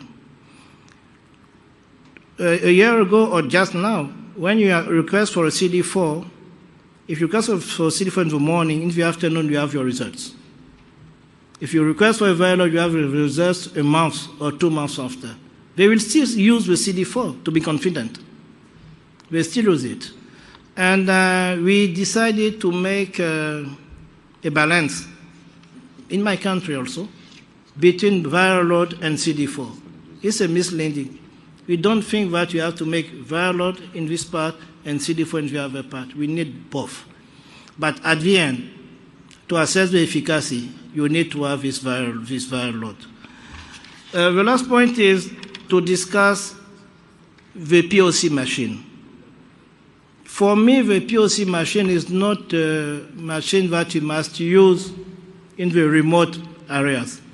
We must use it even in my unit. If I want to diagnose very early a failure or to diagnose a non-adherence, I need to have a POC machine because I can get the results very quickly. So again, François, I'm not sure that I can change anything now. Because when you go to the field, I think that some people are here and they are working in the different parts of the countries, even in children. This is another critical issue, the children, another critical issue. The pediatrician needs to have this viral load. They think in West and Central Africa, I speak for West and Central Africa and mostly for Côte d'Ivoire, they think that the viral load is a tool for the tertiary or secondary healthcare centers, not for the other centers. So we need, first of all, to train people. We need to have a viral load on time. We need to have a good quantification of viral load to quantify that we need a second viral load. We have in my country, I think for the viral load perform, 80% of patients were suppressed, but you must keep in mind that we have 20% of them, we need a secondary viral load. Right. But we don't quantify this. We are still on the first viral load. And we need this viral load to empower the physician, also to empower the patients. I really appreciate what Jan Gapia said before. But the fact is actually when you are treating a patient, in my unit for instance, they still ask for the CD4. What is my CD4? They don't ask for what is my viral load. Actually, they like to have something which increase rather than something which decrease. This is not a joke, but we need to explain it to them. And I would prefer to have something which increase also. But the viral load is very different. It's very different. So you must involve the community in. You must involve the community in. We, as a physician in a tertiary hospital, we are very committed. But I cannot go in the remote areas, in the primary health care center to train them, and they will not use this tool until a year. You need to train and retrain. So again, it's a wonderful tool. We need to work, and we need to integrate the lab and to reinforce the linkage between the lab and the field and the physician. Thanks for your attention. Thank you. Thank you, Serge. And finally, I'll ask Professor Mohamed Cissé to comment because you are a physician, professor of dermatology and HIV specialist, but in your capacity of both being the dean or vice dean of the Faculty of Medicine in Conakry and being the vice director of the hospital, university hospital, I'm sure you have a sort of complementary perspective on how viral load program are scaled up progressively. You may feel free to use French if you prefer, and we'll translate your comments. So please go ahead. Merci François.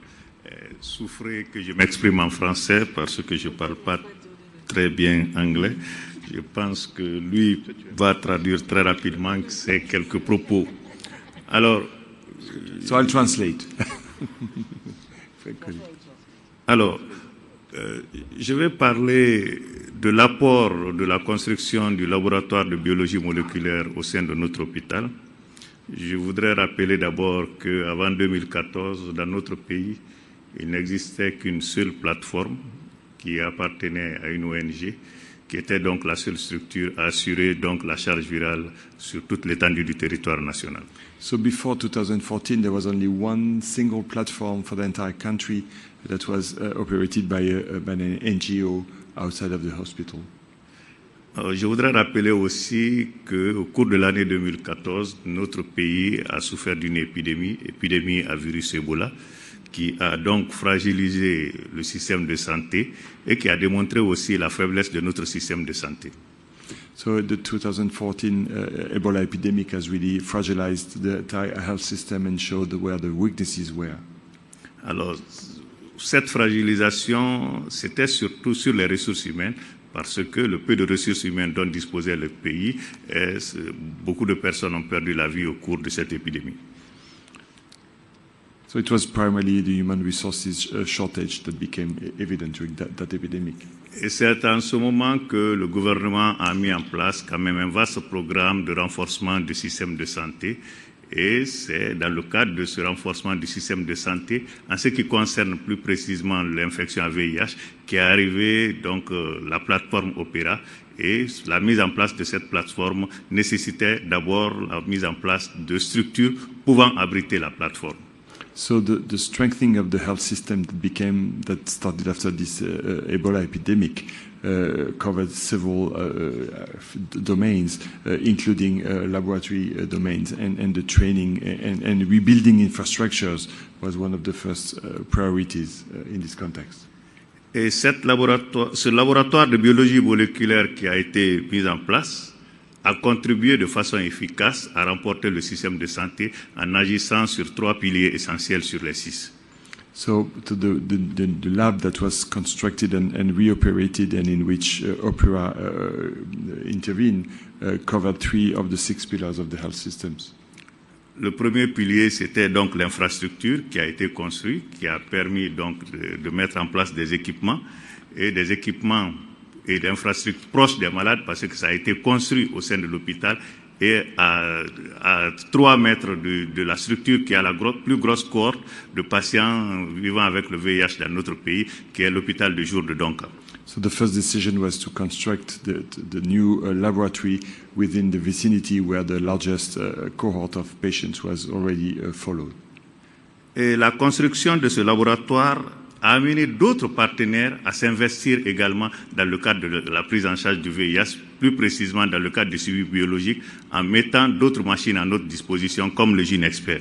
So once this new lab was constructed, new partners became interested in joining forces to strengthen the laboratory capacity of this hospital. Alors, le deuxième pilier, c'est le personnel de santé. Alors, le personnel de santé également, comme je l'ai dit tout à l'heure, nous avons perdu beaucoup de personnel de santé, mais il fallait donc former les gens à l'utilisation de la machine, ce qui a été fait, parce qu'avant, tout ce que nous faisions dans le cadre de recherche en matière de VIH, on était obligé de faire les prélèvements envoyés à Paris ou envoyés à Dakar chez Ndeye Koumba. So the second requirement was to invest in personnel training to allow to have the proper capacity in country to operate these new machines. Alors, je voudrais profiter donc de l'occasion pour remercier Ndeye Kumba qui nous a aidé quand même à former 2 microbiologistes qui ont travaillé dans ce laboratoire. Yeah, so the assistance of our Senegalese colleagues was very precious in this effort. Alors, des techniciens de laboratoire également ont été formés et les formations ont porté non seulement sur la gestion de la chaîne de froid, mais également sur l'approvisionnement en intrants et en réactifs.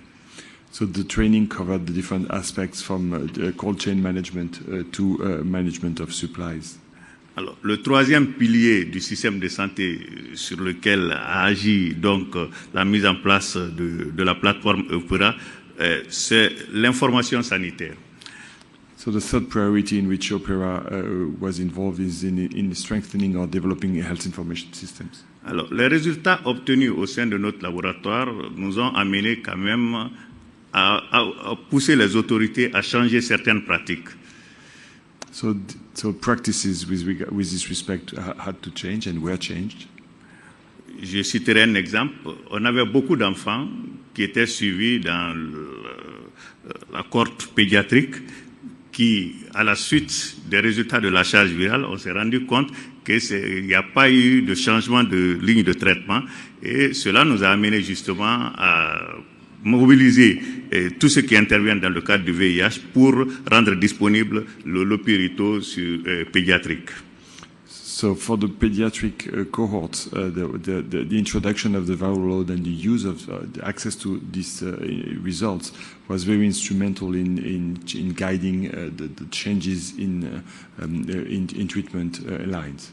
Aussi, des informations provenant donc du laboratoire ont permis également de se rendre compte qu'il y avait beaucoup de médecins également qui ne savaient pas interpréter les résultats de la charge virale, ce qui a permis de planifier une formation pour les médecins qui demandent la charge virale.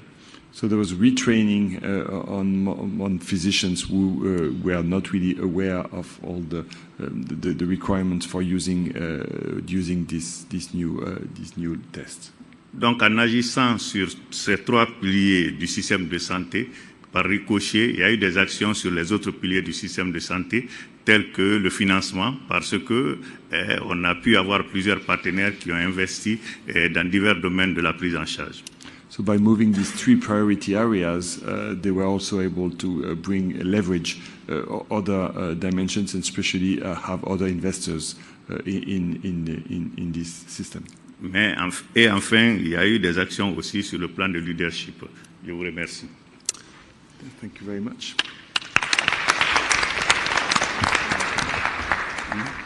All right, we are just on time, but maybe there is still 1 or 2 questions at the most that somebody would like to raise. Yes, please, Kumba, go to the mic.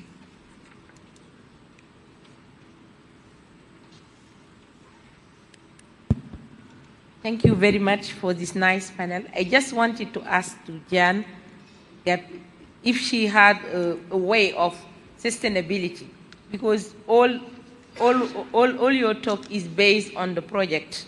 Do you have a sustainability way in order to see how, at the end of the project, how you can have all this gain, all this lesson learned from the project?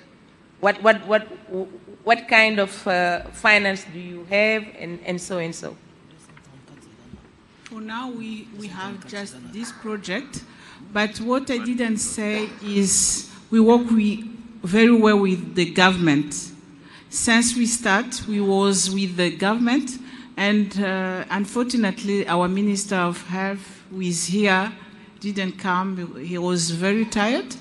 But we are now starting to think about how we can work together and to mobilize, and we think we will do it, because this is a challenge and this is our life and we have to do it, and we will do it. Thank you. Yes, please. Thank you very much. I'm Jean Iragena. I work with the WHO in the Regional Office for Africa. So what I would like to say is really to thank you and to thank the first panel for these great presentations. And unfortunately, it was a bit late in the day to be able to have really the whole room filled in. But what you did really was great. So what I would like to highlight is really the challenges we are facing in the countries, and also the progress that has been achieved regarding these viral loads and so on. So I appreciate the presentation from the economist who really showed us how we can optimally use the current technologies, and also what the OPP-ERA is doing in a few countries really can show that we can learn by doing, and also can have impact when we can work through different phases as what you are doing and as what you showed us. So what I would like to highlight is the lesson learned, because I understood that OPP-ERA project is stopping, which is pity from what really I noticed on the field. And the positive, let's say, outcome from the project you really conducted in our countries. And I would like to better understand how this economic model your colleague really presented before can be used as a lesson learned to scale up. Because the project is ending at the time countries are really in need of your model to scale up. So how can this economic model, I like it because of the way it has been presented, and be used to help the countries to move on? Okay. So first of all, the project is not finished. It's at least 18 months more before it finishes. So be reassured it's not finished. But I think UNITAID wants to comment on that. Would you like to, please? Thank you so much. This was such a good session that I agree with the previous comment. It's a pity that there are not many more people listening. Just a couple of points. I think it's very important not to see this as a project. I think this was an intervention that actually built systems, and I would like to see it as a representative from UNITAID as such, so that even when we finish our own funding, that other funding, especially of Global Fund, in Burundi, in Guinea, in Cameroon, and hopefully in Côte d'Ivoire will actually just take from there. I think that there is an incredible learning that has been generated since 2013, which actually not only established the pathways of how to do both the clinical and laboratory side, but as well as understand how some of the network issues can be resolved. I just want to, so that's really answering that. I wouldn't want to see this as a project ends and everything falls apart. I think actually such a tremendous system has been also built around this, that it should survive even our funding pulling out and just transition to other sources of funding. But I wanted to just say something, and I'm glad that Charles was here to present Uganda experience, because it's really an interesting experience that was very politically bold as well, because he went and worked with really thinking about what is a systemic solution. And it wasn't really a politically favorable solution to close 7 labs and end up only with 1. And as we are moving into network optimization, as we are moving into looking into different technologies and how they can fit the needs of clinicians, the needs of the patients, there will be some difficult decisions to make around what technologies to put where and how they can correspond to these needs. So that's really one of the issues that I think Uganda handled really well. Maybe not the solution that will be 100% translatable in every country, but really the learnings from that experience are also very important to also note and look into. And I'm looking forward to see Sierra Leone and now kicking off full speed it's a very interesting also experience of that translation between East and West. Thank you, Charles. Thank you. Thank you very much. Very last comment from Cameroon. I would like to thank the different panelists, the first one and the second one, because I didn't have the opportunity to thank the first one. I want to acknowledge what OPP-ERA has been doing in our country and really thank the introduction of the platform that has enabled us at least to start off and continue the viral load, accessing two issues. How do we accelerate the demand using the clinicians? And I think the issue raised by, and the challenges raised by Serge Ollier are the challenges of most of our countries. The technology is there, the viral load can be used, they need to be coordinated like we are doing now in Cameroon, we are trying to coordinate. But how do we make clinicians really, how do we increase the demand through the clinicians, and how do we make them use the results so that once the results come, we accelerate and then they use the results. The experience, why I'm standing here is I want to share one of Cameroon's experience, what we are just doing now, which was not highlighted in the first panel, during the first panelist. We have included in our performance-based financing program an indicator which gives subsidies to clinicians who ask for viral load after 6 months after initiation of treatment, antiretroviral treatment. This has boosted the use of viral loads. But at the same time, we realized that because of these subsidies, the viral loads were being done, but they are not being interpreted and used appropriately. For instance, the second viral load. So it's just to say there are strategies and new mechanisms that can be used to be able to increase the demand and to be able to help clinicians use the results of viral load. So that's what I just want to share, and I thank you for this important session this evening. Thank you. Thank you very much. Okay, it's really time to close, and just to say that we have really been convinced tonight, and thanks to for Soltis to organizing this, that viral load is a problem of availability to ready use and proper use at the right cost. And this is what should be now in the standard of care everywhere. This is true that in West Central Africa at the moment, the starting point, 29%, gives an incredible range of improvement. If by 2020 we want to reach the targets, we should multiply this figure by 2.5. But needless to say, so that Soltis and its partners have an important mandate to move into this direction and to have a clear demonstration that we should do it with open polyvalent platforms. And so I'd like to thank again the Soltis for organizing this. I hope next year there will be a full report at the next conference of the entire experience in the 4 countries. And without any further ado, I'd like to close this meeting and thank you all for staying very late. Thank you.